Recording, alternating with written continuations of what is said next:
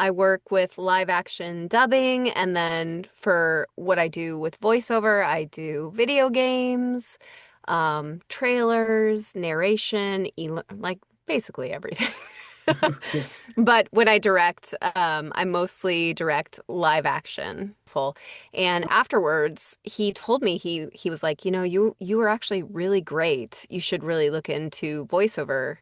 And so I did, and just sort of slowly started doing more and more and more, learning and just putting myself out there. And then when I got into directing, I think it was just one of those things where well, not nobody, but very few people can make a living solely off voice acting. Never going to get both. You're never going to get 100% sync and 100% performance.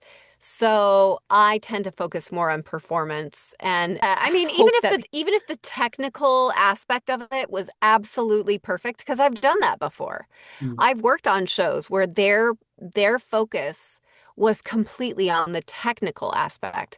And I have to say, usually the performance suffers. And I personally, and I think most people I know, would rather watch good acting, good performance, and like move the story along than have the actual mouth match exactly. So Mm. I would say if you're not an actor, focus on acting first because voice acting is acting. And if you're not a good actor, you won't be a good voice actor. That's the truth. It's like taking acting and taking away half your tools, which is your face, your body, and all of those things. So if you haven't gotten into acting, get into acting first before you start voice acting. And then I would say on top of that, maybe take an intro to voiceover because there are so many different styles and they're very different and they require different training. Once you, I mean, ultimately, it's my choice Mm. as the director because that's the thing that actors sometimes don't understand and like outside forces sometimes don't understand is you know the character, but I know the world.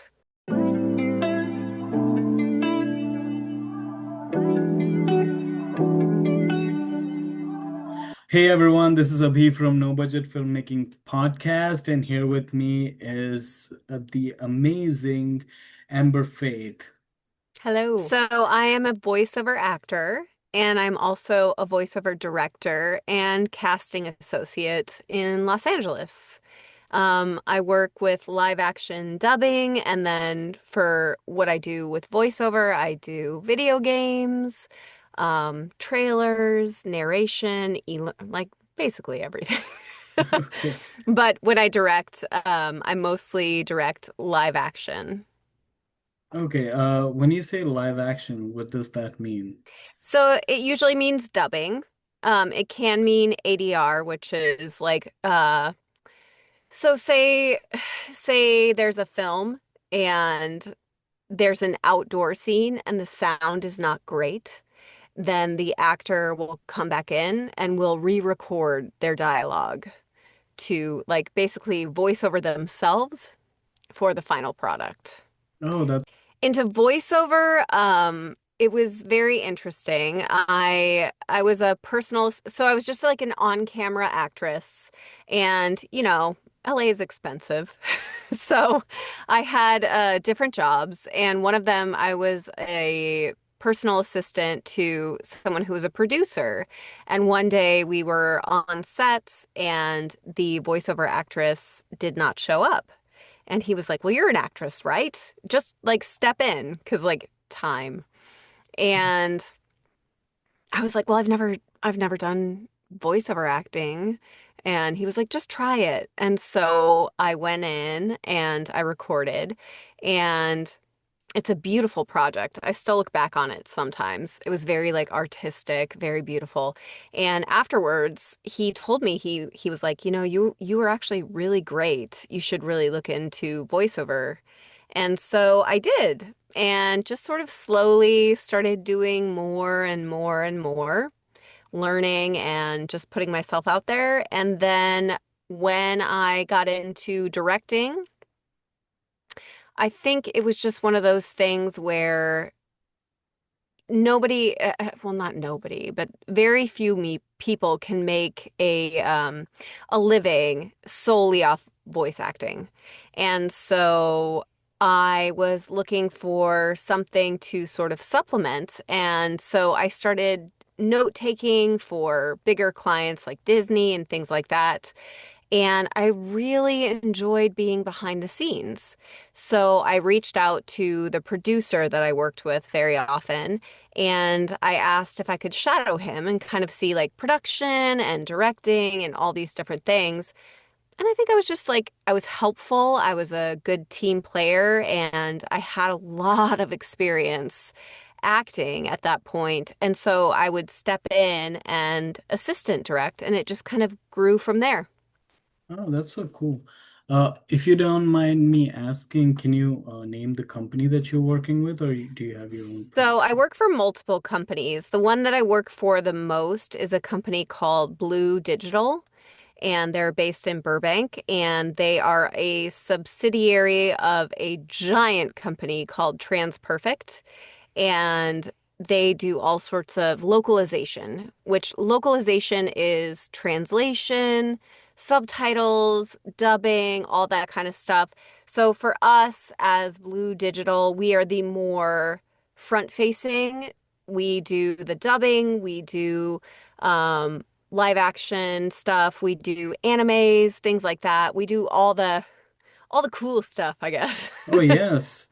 Well, speaking of anime, since you mentioned it, what anime have you worked on? So I worked behind the scenes and I was a voiceover actor for a show called Master Swordsman, which is on Amazon Prime. Okay. And I think I'm not sure where else it is.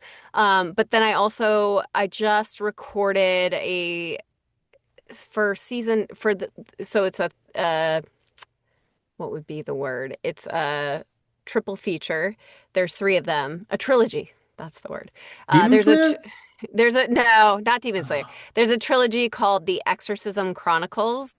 And I recorded on the first one, and I think on the second and third, I might have a much larger part. So excited for that. I did not work behind the scenes on that one.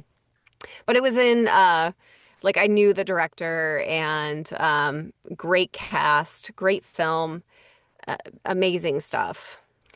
oh, Well, I think at first I felt to be honest, at first when I was switching, or I wouldn't even say switching, it's more like expanding, right?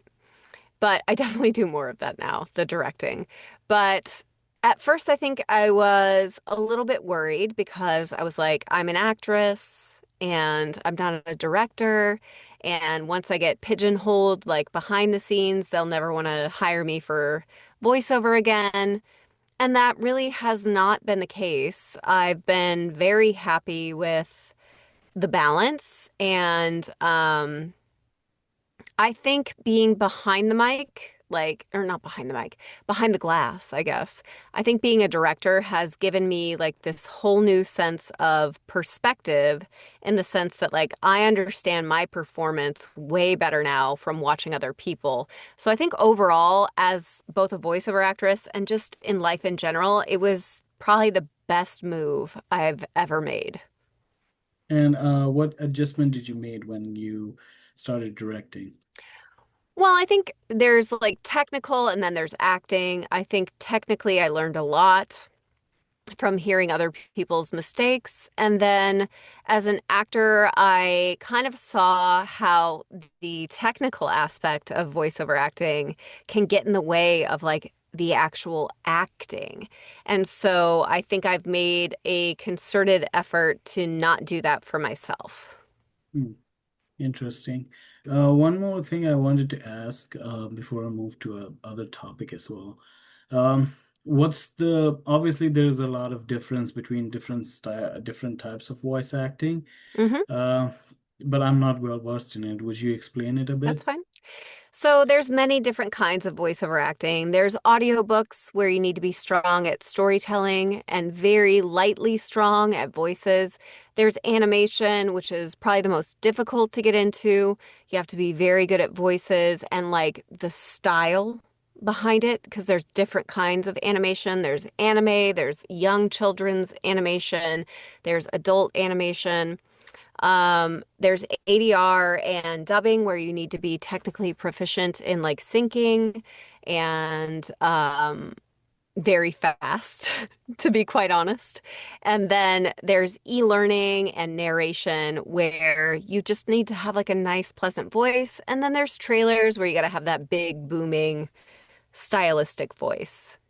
Oh, funny enough, I haven't seen this a lot though in trailers. That booming voice that we used to hear in the. It's a little bit less now. It's more conversational. Yeah, you're correct about that. There's it still exists, and then there's like a very specific promo voice where it's like coming up next week on ABC, and it's just they have like a specific thing, and it will change from time to time. And like you said, like the big booming voice is less now, but it still exists for sure. Okay. Since you brought ADR, hmm there was a new complaint, I would say, among audiences that a lot of lines is almost we cannot hear them over the background noise, and a lot of ADR is really, really bad nowadays for some reason. Uh, Well, I would say that that's a mix problem if the background noise is too loud. And if the ADR is bad, it usually comes down to budget. mm, Because I can tell you right now, if you give me the time and the money, I can match it perfectly. But a lot of times, what we're doing is they're like, we have 1 hour to get all of this. And so when you are placed with that time constraint, that budget constraint, it just is what it is. So with these bigger productions, I think they tend to spend a little bit more. It's never going to be perfect, right? The mix and the ADR is never going to be as good as the original, which is why, in my opinion, they should invest a bit more into like the sound in the first place. But if we are allowed the time, the opportunity, and the tools to do it, it would be better. But I think when it comes down to it, you don't want to spend $40 on a movie, right? To go see a movie. So it kind of it's a balance between the two because if we spend so much time on post-production, it ups the cost of the movie, and then ultimately that cost gets passed on to you as the consumer. And if they yeah. tell, I mean, obviously there's going to be bad directors, bad actors. There are some, so sometimes what we do is we will voice double for big time actors because A, they don't have the time, which is understandable. But B, some of them aren't great. Most of them are amazing. But matching something it's very technical. It's not like an actor thing, you know what I mean? So, I would say when the time and the budget does not allow, that usually breaks down to production, but sometimes it's just a time constraint because the film is finished, they've finally gotten through all the editing, and we people want to see this movie, right? Mm, And so these small things that they think no one will notice or they would be less noticed than like the special effects or the actual acting, if it's someone in the background or off to the side, if we're pushing to get it done quickly, that can sometimes be what's to blame. mm. Not a person in particular, just the time frame. Yeah, just the time frame because they have hmm a hard release date that they cannot change at Yep. all. Yep. And I guess ADR is being seen as something additional, like some. Not low priority, but maybe less priority because if the picture wasn't good and the original sound wasn't good, you would definitely notice that more than a slight off sync of someone whose voiceover is being done over street sounds or something like that. Mm. That makes sense. And how closely do you guys work with? So it's a so ADR is obviously the most post-production of the post-production, right? It's Hmm. post-production. But how closely do you guys work with the main big people or behind the scenes, like directors and So I work with ADR. I'm not a huge ADR director, Mhm. just to be clear. Yeah. I mostly do when I direct, I do live dubbing or animes or trailers, things like that. So on that end, I've mostly worked as an actress. I do occasionally direct ADR, but not very much. Um, and it's more like, so when we work with these bigger companies, sometimes they zoom in. Sometimes if it's mix or like a sound thing, then we'll just send it to them and they give notes back. But if we're recording, they usually want to either look at the dailies or they want to look at the final product or they want to be there live. It kind of depends on the client. Hmm, interesting. When you say live action but not ADR, that means the narration and the documentaries. It mostly means dubbing. Okay, dubbing. Okay, that's nice. So, you're talking about, do you work with the streaming companies too? Yeah, so the company that I work with, Blue Digital, they are licensed with, they're in contract with Televisa and VIX and a couple other like independent filmmakers. So we do all sorts of stuff. We do independent films. I did a film called All the Names of God. And then I do a lot of stuff for Televisa, which is like fun, funny, like dubbing stuff where it streams on VIX, which is like the Latin American Netflix, Mm-hmm. and they just put it into English. I think first of all for like to expand their audience, and then secondly for people that are traveling overseas that speak English but might get this, new streaming service. And then I think it's just like a service to people who have relatives or friends that are visiting. It's the same thing with Netflix. Netflix does audio description for the blind. They do multiple languages. It's to be inclusive, but also to garner new viewers as well. Some, I would say the difference is the script adaptation. So when you do dubbing, you're gonna adapt and localize the script, which is where you take it and you adjust it, A, for cultural differences, especially with jokes, because there are jokes that if they're translated, obviously it doesn't make any sense. And so it's translating that, adapting, taking it from the literal translation to what it actually means. And then on top of that, you will also adjust the language to either sound more conversational or to match the sync of lips. So that is a little bit different in that way. When you say match the sync with the lips, but obviously they're speaking a different language. Mhm. So is it like what's the process there? That's a great question. So you take the adapted or you take the translated script and then you watch it on a screen Hmm. and you see how it matches up with how often their mouths move. And then you come up with dialogue that sounds as natural as possible, that matches as best as possible. It's never going to be perfect because the language is completely different and the order in which we speak. So, like for me, I do a lot of Spanish where the descriptor comes after the noun. So it's Yeah. like woman beautiful instead of beautiful woman. So you kind of have to compromise in a way. Yep. And so again, who does the scripting? Is it given by the studio or It totally depends on the studio who's doing it. Sometimes they have outside resources that do the script adaptation, and then sometimes the director will do the script adaptation. For me, it depends. Sometimes I do the script adaptation myself, and then sometimes it's outsourced, and then I just receive it in studio. oh, okay. That's interesting. Hmm. And how is it like to direct it? Oh, it's great.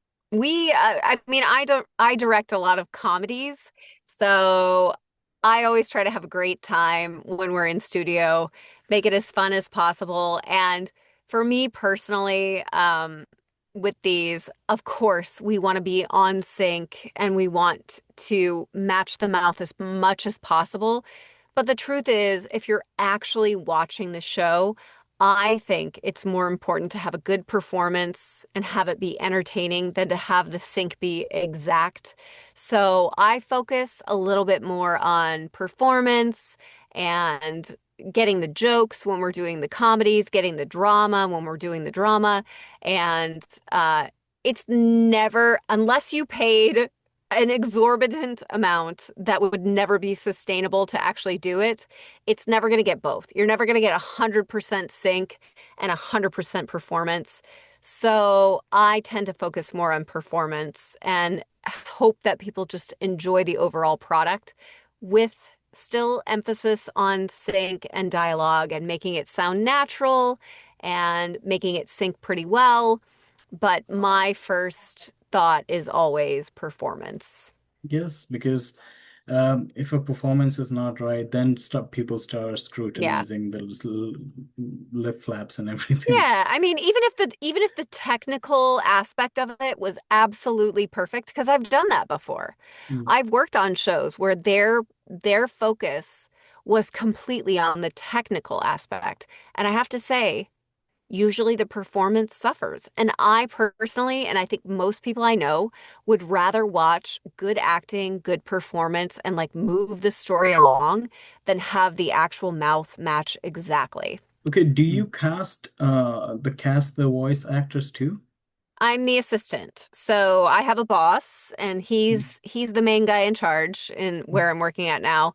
But I do have influence, yeah, for sure.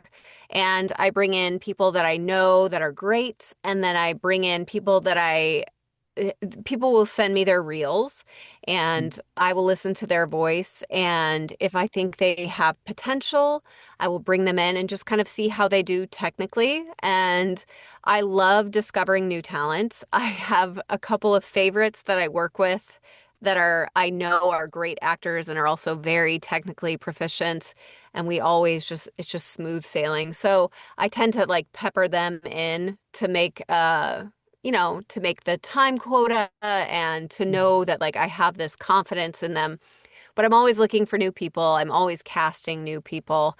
I love finding new talent. And, every project calls for a different pool of talent. So right now I'm working on a show where there's a lot of children. And Oh, so obviously that's been a whole new experience trying to find adults to play 10-year-olds. okay. So it's an interesting process. Yeah. Usually it's my narrow observation, so please don't mind me. But hmm usually, women play a lot of kids' roles, right? That's true.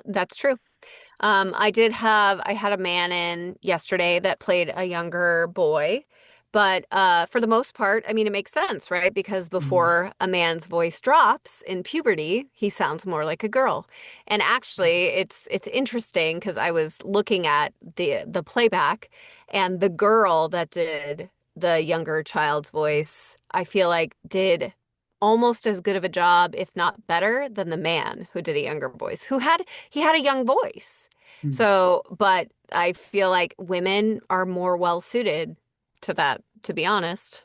Not always, obviously, but I think for the most part that actually works better. Yeah, because again, as you said, before puberty, I guess all of our voices are a little bit high pitched. Yep. And okay, that makes sense. And how much, I think you partially answered it before, but how much you try to match the voice in the original with the voice acting It depends on actor? the client. It depends on the client. So if the client wants a real strong voice match, that's the thing is like as a casting associate, there's me, there's my boss, and then there's the client. Hmm. So they usually give us a list of people that they need to approve. So I have no, I'll give them suggestions, but I give them up to 10 and then they'll choose.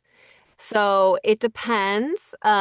Sometimes they want an exact match. I mean, obviously ADR it has to be an exact match. Yeah. When it comes to like live action dubbing or anime dubbing, I think it's a balance between performance, localization, and voice match. And what I mean by that is obviously we want a great performer.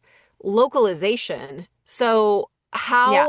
Okay, so how an angry man in like say Mexican culture might be completely different with how an angry man in American culture would sound vocally.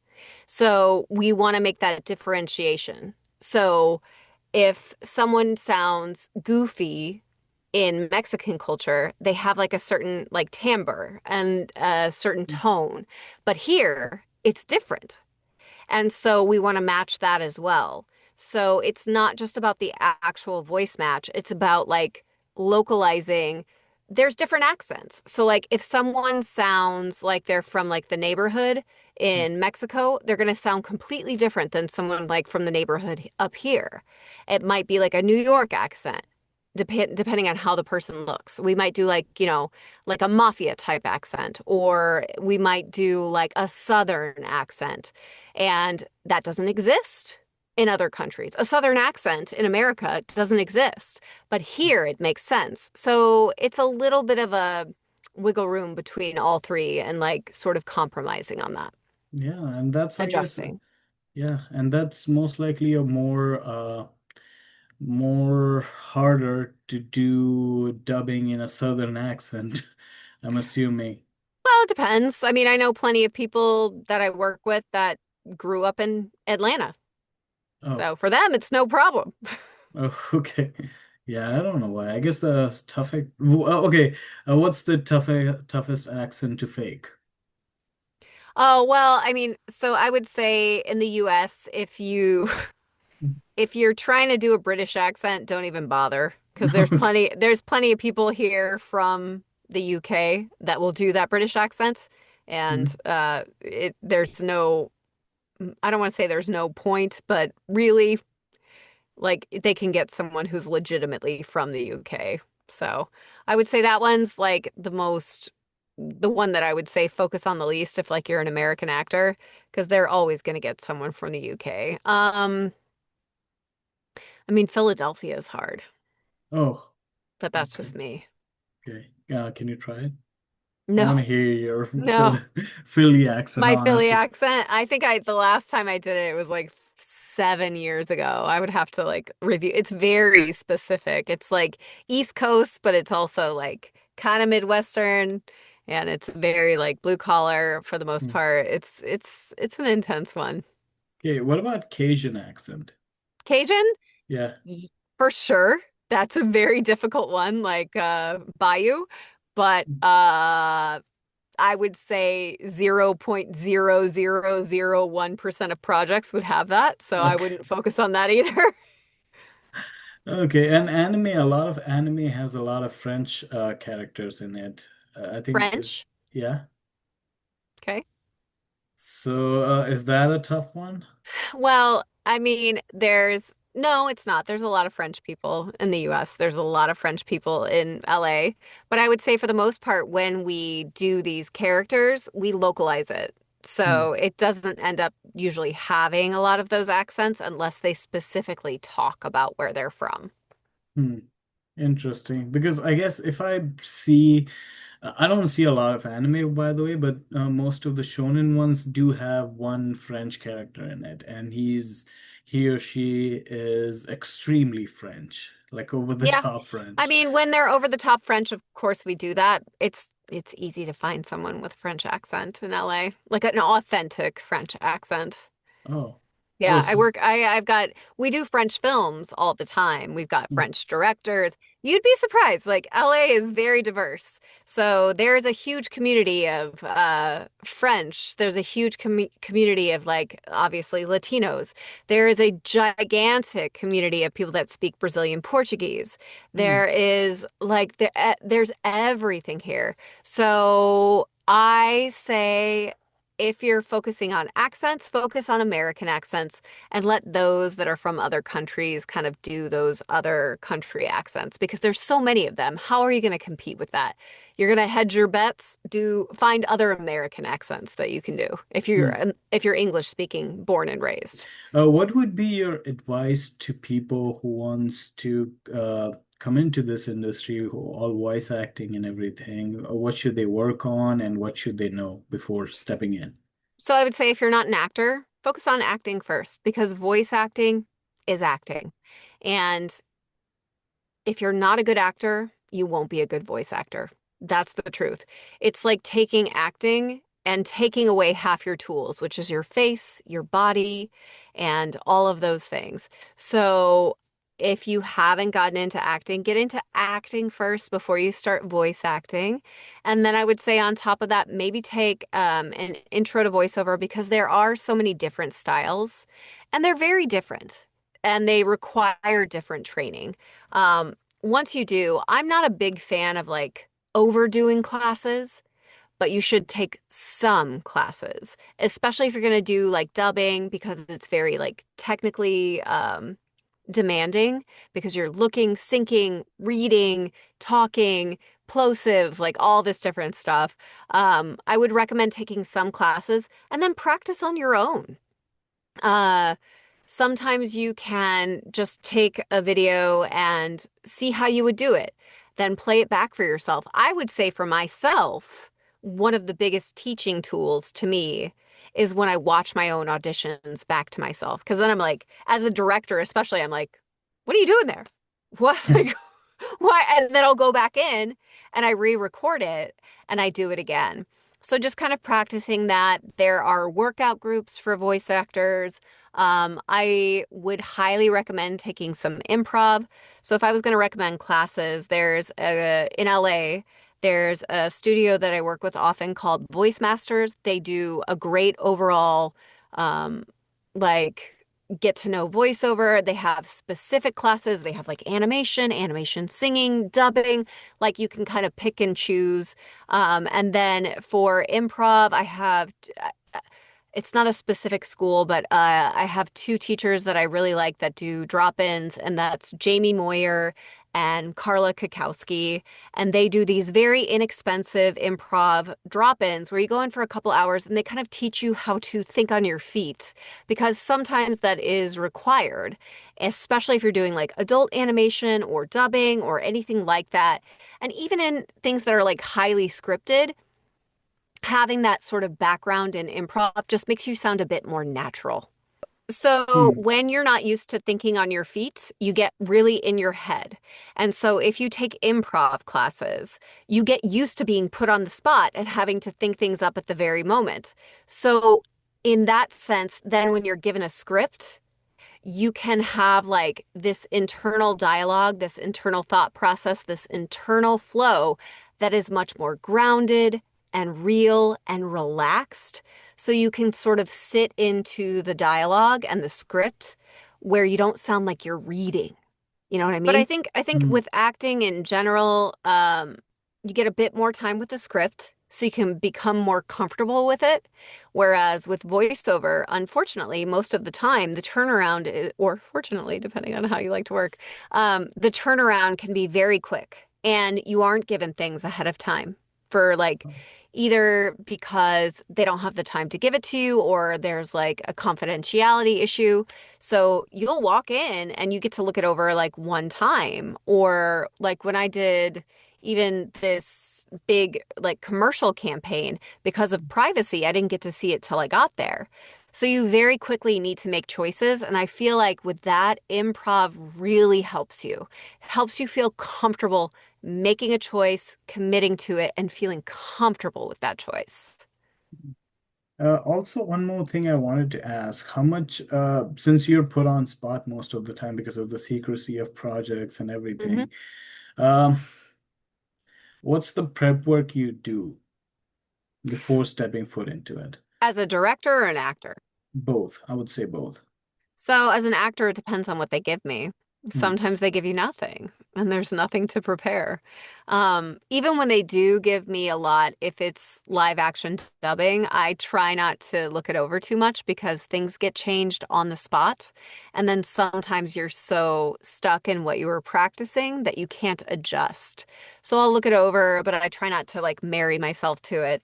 And then as a director, I watch the whole series. Sometimes I adapt it. So like I really get like very intricate with it and I become like very familiar with these characters and I try and tell my actors like, "Hey, this is what's happening in this scene." But internally, I know this is happening because in episode 8, he does this.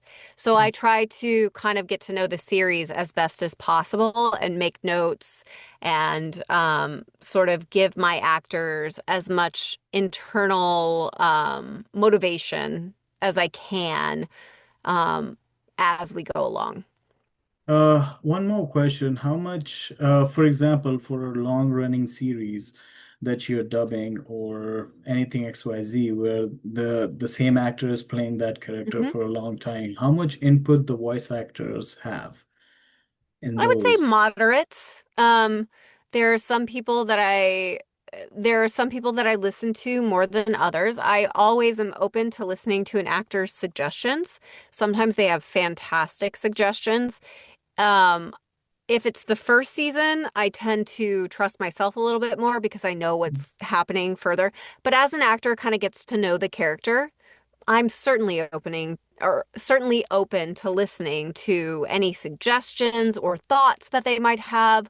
Like I'm not very set in things and I always have an open mind. So I'm like, if you really feel that way, we can adjust and like we can kind of come to an agreement on what it means going forward so we can have like the same vision. Hmm.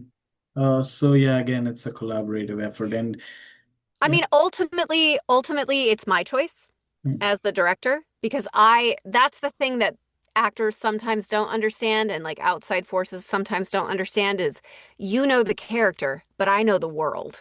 Oh, Oh. there was a comedy and there was an actor that the the so he was actually playing two parts, and this smaller guy was always eating. And Hmm. he was like, I want to eat manically. And I was like, why?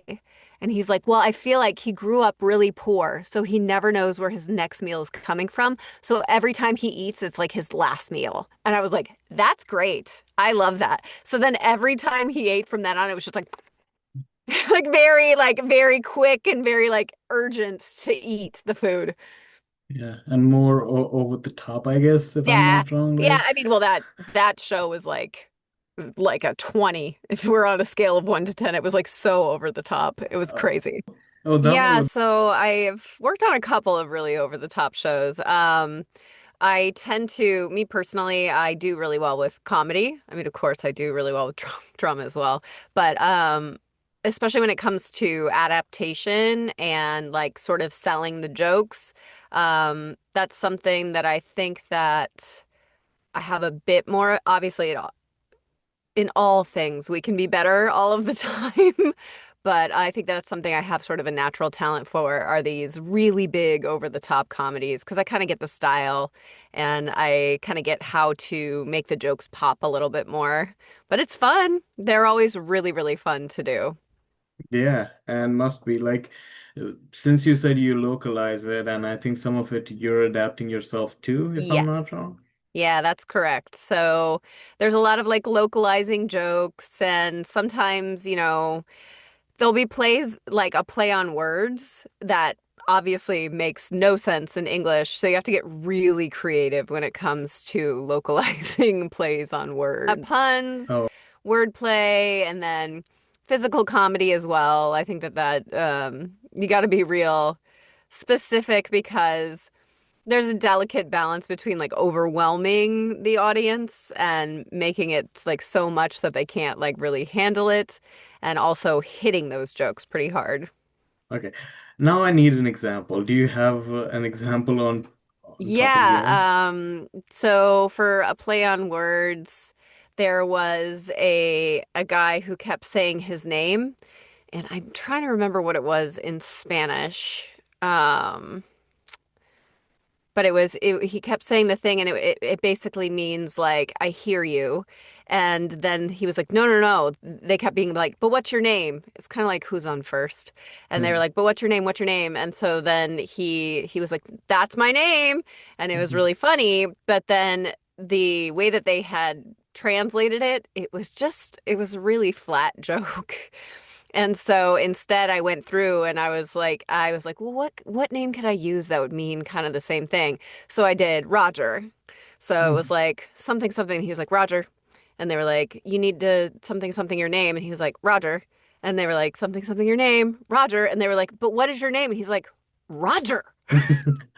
Okay. So just stuff like that. And then if there's like cultural things or names of cities that need to be adjusted, stuff like that. Hmm.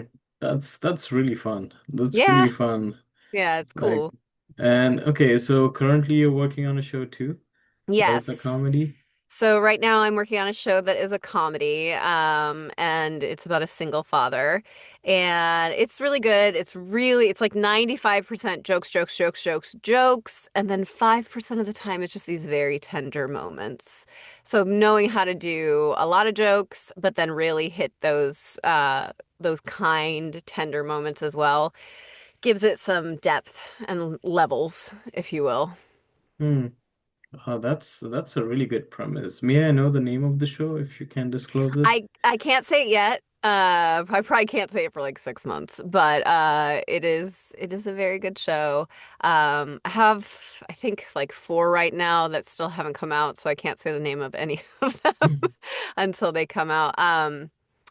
I think the film that I worked on, which was not a comedy at all, was All the Names of God, which is out, but it is not yet out in English. So just waiting for that sort of to come to fruition. I think it's still in post, but that's a movie about a terrorist attack at an airport in Spain, and that was a really good one. I think because it focused the main there was two storylines. It was one was about this taxi driver who was kidnapped and he was depressed, very depressed, almost suicidal, and he kind of finds his will to live by facing death. And then the other aspect of that film that I thought was just beautiful and so different is that we follow this kid that was supposed to blow up one of these bombs but couldn't do it. And it's sort of about his moral redemption. Hmm. That's a really serious and Yeah, interesting story. yeah, So very that's a deep. yeah, so it must have give you a tonal whiplash sometimes, right? Yeah, I mean, honestly, I worked with such a great cast on that show. I worked with an actress, Laura Faye Smith, who's one of my favorites. She is a fantastic dubbing actress, but also just a great actress in general. Sorry, hold on. Let me silence that. That's fine. It's my son. It's, He wants. Okay, there we go. All right. that's funny because yesterday I was recording a podcast and my mom called in the middle of the podcast. Yep. Yep. They do that because your my son and my mother are they both ring through my do not disturb. So Okay. that's the problem. So I just put it on airplane mode.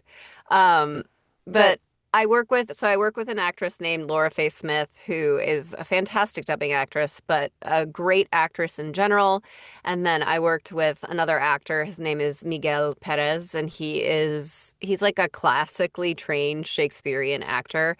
And those two were the leads, and they just they made the movie with their fantastic acting ability. And that's what I always say is dubbing, yes, you have to have technical proficiency, but really when it comes down to it, we're acting. So, if the acting isn't there, then none of the other stuff matters. Well, I mean, what I talked about before, where you can turn it off and then try and create a script and then match it. Hold on one second. That's fine. Yes. Yes. Um, so one of the things you can do to practice at home, you can adapt yourself. something that's in a foreign language and then try and match the mouth. And basically, you can, if you have your own microphone, you can record it and then play back with the video and sort of match it up yourself. Um, I would say for the most part, I would recommend classes because there's a lot of stuff going on. Usually you have screens and then scripts below it or scripts across. There's a couple different ways to do it. And it's sort of hard to learn on your own. Hmm, interesting. Okay, and one last thing. Do you have any future projects that you are working on and you want to work on? Yeah, I mean, I have. So right now, that company that I'm freelancing with, but I work with all of the time, Blue Digital, we have, I think we went through in the meeting today, and I have at least four more shows coming up before the end of the year, which is quite a few because you have to remember there's pre-production, then there's the recording, and then there's post-production. So each one takes a little bit of time. So I've got those four coming up, and then I will be voice acting on a Korean anime trilogy. I did recorded the first film already, but I'll be doing the second sometime, probably before the end of the year.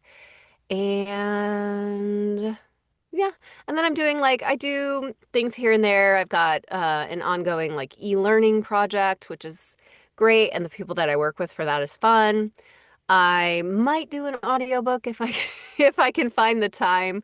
I do love storytelling, but those audiobooks, I got to tell you, they are a lot of work. Oh, okay. Yeah, Yeah. because I guess you have to be really, really engaging, right? You don't have any limitations of except the It's words. It's not even that. It's like in terms of what makes it a lot of work.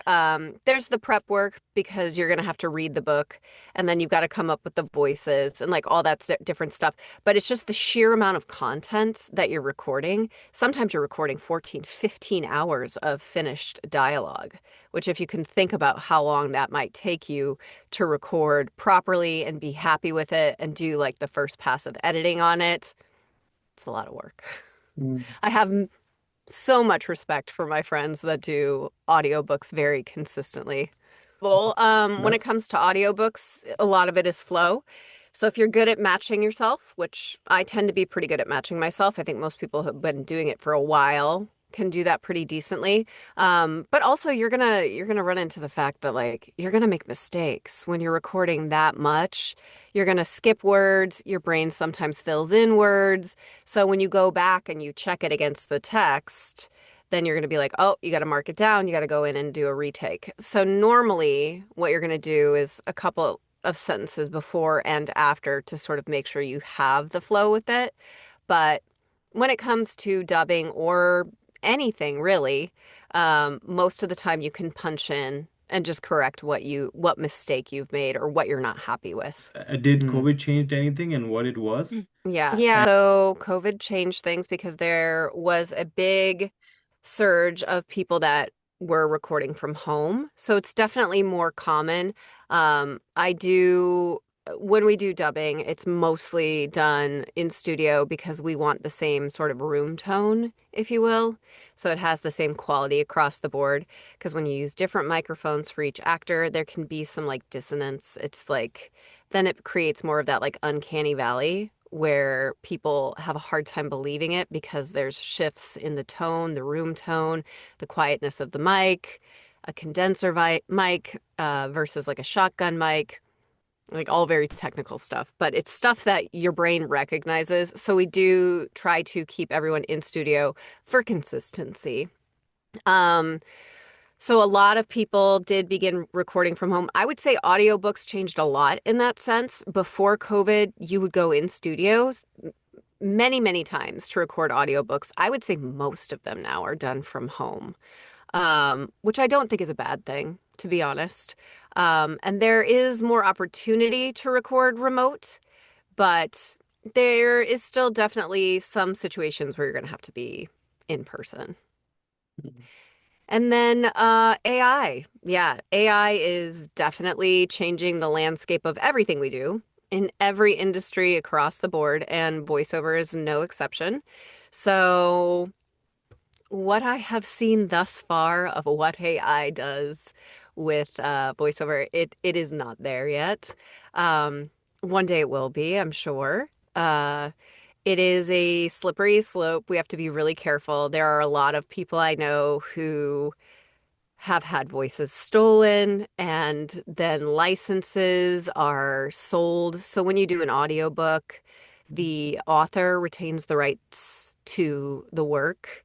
And the author had, there's been some instances which they've kind of cleaned it up a lot, but you have to be really careful because then they can license you for e-learning. So you have to check your contracts and just make sure that you know what you're in for. If someone's going to be able to use your auditions, your product for machine learning. And if that's the case, just know what you're going into.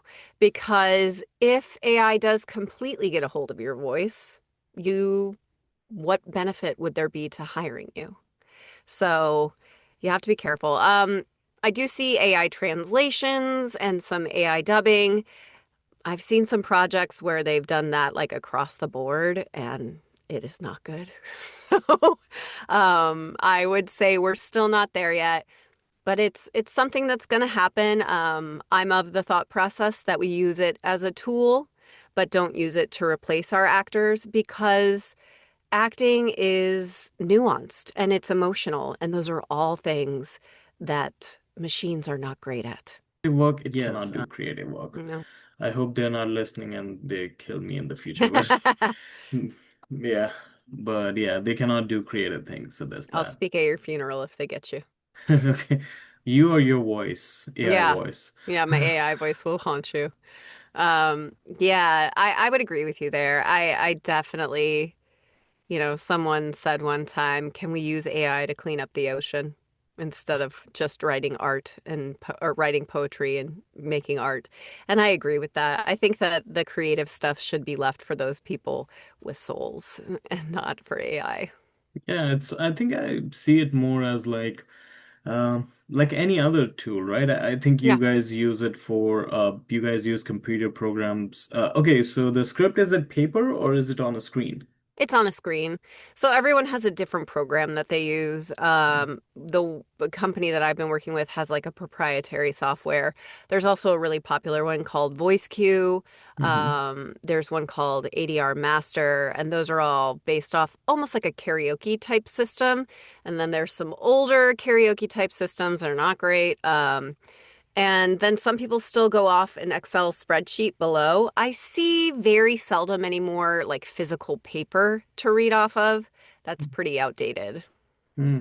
Oh, so I guess AI can make some advances there in a way, but In what sense? like uh I don't know, it can give you a real I don't know the karaoke style system, it can make it a Hmm. little better. I think there are some challenges still there in some way, but I guess it can make the digital things more better. I'm just Yeah, spitballing here. I don't know the yeah. software.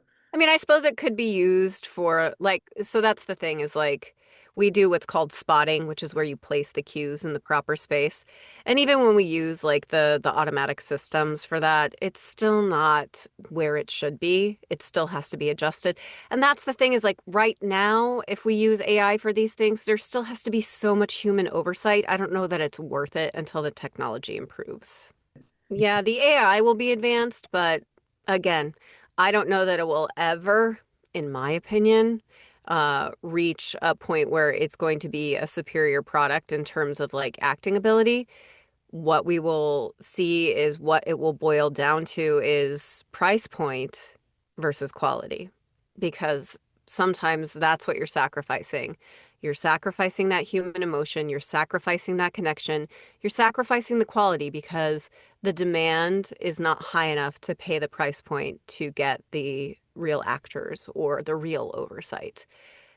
But what I've seen thus far is not great. Yeah. But it's What? not, they're not using the lips, they're changing the lips. So Mm, it's a visual change. yeah. Not, it's not an, like, I do think they have some programs where it is changing the audio as well and using the original actor's voice. It's still a little funky, but what they're actually doing is changing the image as well. So there'll have to be permission given from the actors because then you run into the problem like if they're changing the mouth movements or the expression on their face, you're changing their acting because what if it makes them scowl? And that's Mm, not their original performance. So it's a complicated subject. There's a mm, really great organization called NAVA, NAVA, that is a great resource for voice actors that want to learn more about AI protections. And they have lots of stuff for union, but they also have like riders that you can add to your contracts if you are non-union, and they have resources, and you can learn a lot about voice acting and the implementation of AI through them. Yeah, mm, I would say it's never too late because we need people of all ages.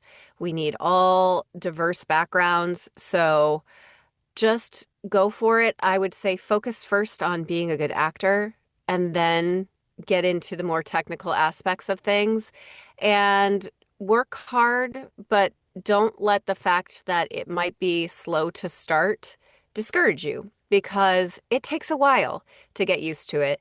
And it takes a while to know where you should even go to do that stuff, reaching out to the right studios, getting an agent. All of that takes time and a little bit of patience. But my suggestion is that you do as much as you can to learn as much as you can, and the rest will sort of come. Well, I think it's so for a comedian, yes, that's way more difficult. That's a way more male-dominated field. I would say there's the struggles for me in the sense that like there's only as many women to play as are written. So as time goes on, there's more and more women that are written and they're more authentically written. And I've seen a really good trend of things being better with that. But yeah, I mean, there's definitely still more male characters than there are female. There's more male leads than females, but I have seen a change, especially in the past, like maybe 7 years. I'm seeing more and more female leads, much more three-dimensional characters. Um, and then for me personally, as a director, no. No, I haven't seen I started not too long ago though. So it's only been a couple of years. So in that sense, I'm a little late to the game. Probably 10 years ago, it was much more difficult. I have been blessed enough to work with a fantastic amount of men and women who are very supportive of women. And I do think that because females tend to communicate really well. yeah. Um, they have sort of a leg up when it comes to directing because we're able to describe what it is we want a little bit easier in multiple different ways. So, whereas someone else might struggle to put it into words more than one way, I think sometimes that might be actually a little bit easier for women. But overall, the company that I work for or work with, every company that I've worked with has been very supportive of female directors, female producers. Um, when I worked with Disney, the team was pretty much like equal parts male and female.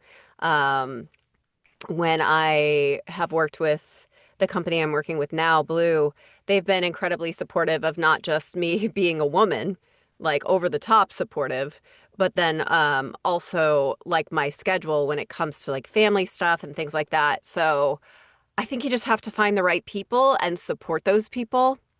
But I do think your friend who is a comedian, that's definitely more of a struggle. You'd be Yeah. surprised. The, Okay. overseas, some of these companies are much bigger than I think people give them credit for. I worked for Disney in a very peripheral way. I was subcontracted by a subcontractor, Mm, so it wasn't like I was working for them directly. My experience with them was always good. Was always good. Limited but good.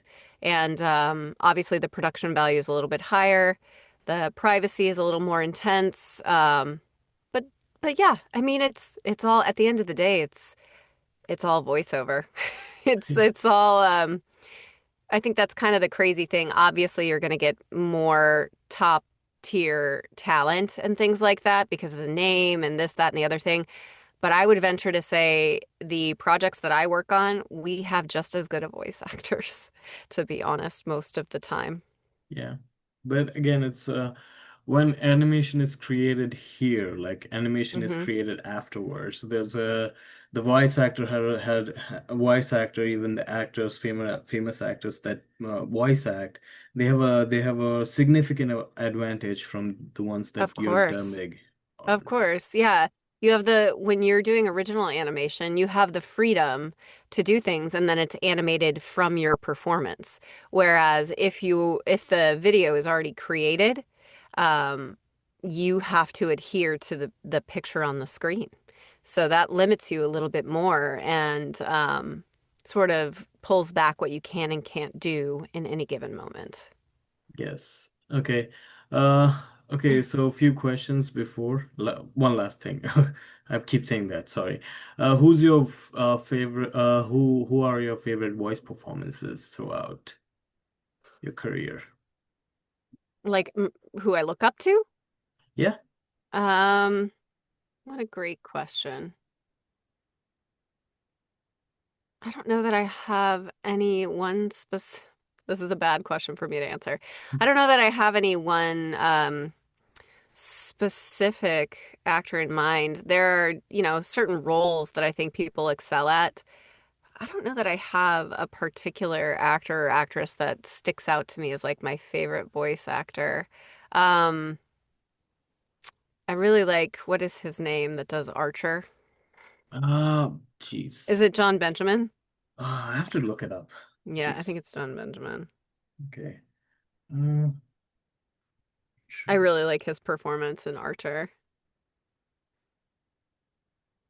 Actually, Ray.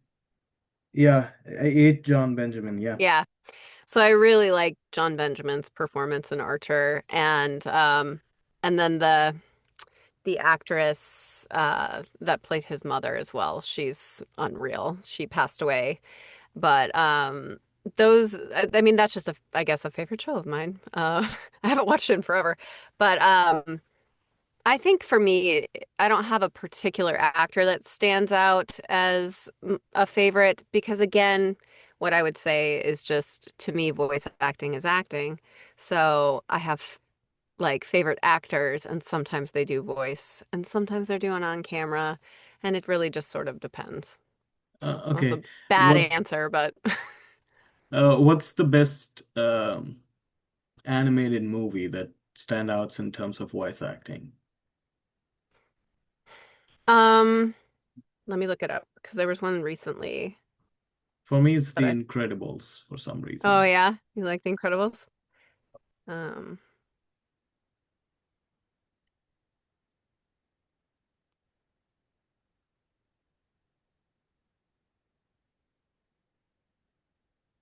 You know, it was a really good film Hmm.